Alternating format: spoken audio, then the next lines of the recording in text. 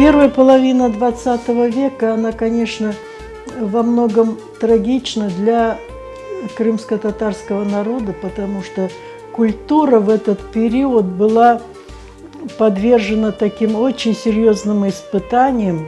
Если до 17 года, с самого начала века, уже стали отмирать интересные очень традиционные виды крымско-татарской культуры и искусства, декоративно-прикладное искусство. Тахтара Фузова расстреляли немецкие оккупанты в 1942 году за связь с партизанами. Поэтому сведений о нем осталось очень-очень мало, за исключением того, что он родился в Алупке, сформировался как художник в основном у себя в Алупке, и то, что он получил образование в студии Мешкова, известного в тот период художника. В студии он учился очень долго, но получил великолепное образование и стал одним из ярких художников, то есть уже известных в Крыму, участвовал во всех выставках, и его работы были приобретены Симферопольским художественным музеем в то время, и его же работы чудом в то время они были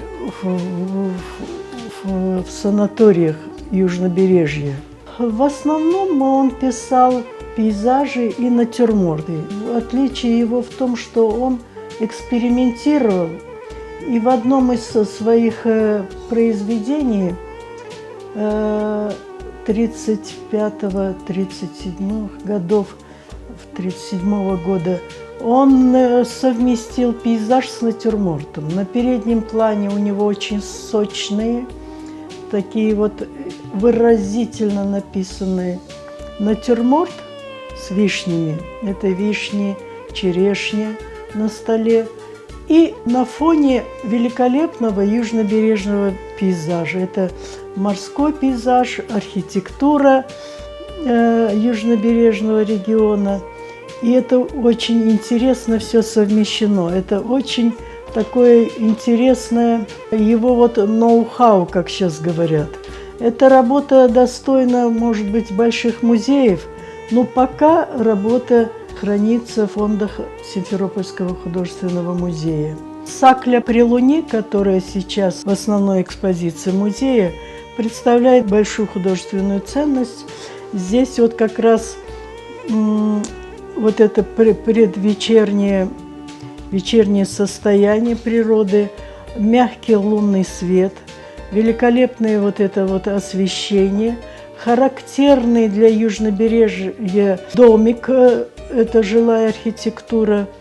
И вот это именно крымско-татарское южное побережье с характерным освещением, светом, с такой очень теплотой, мягкостью написан этот пейзаж. И это, конечно, для нас вот первые представители профессионального изобразительного искусства крымско-татарского уже начали создавать работы очень высокого художественного уровня. Это говорит о том, что крымско-татарский народ обладал и обладает огромным потенциалом творческим. Но эта земля не могла не породить вот таких очень ярких представителей в искусстве. И вот одним из таких как раз и является Тахтар Фузов.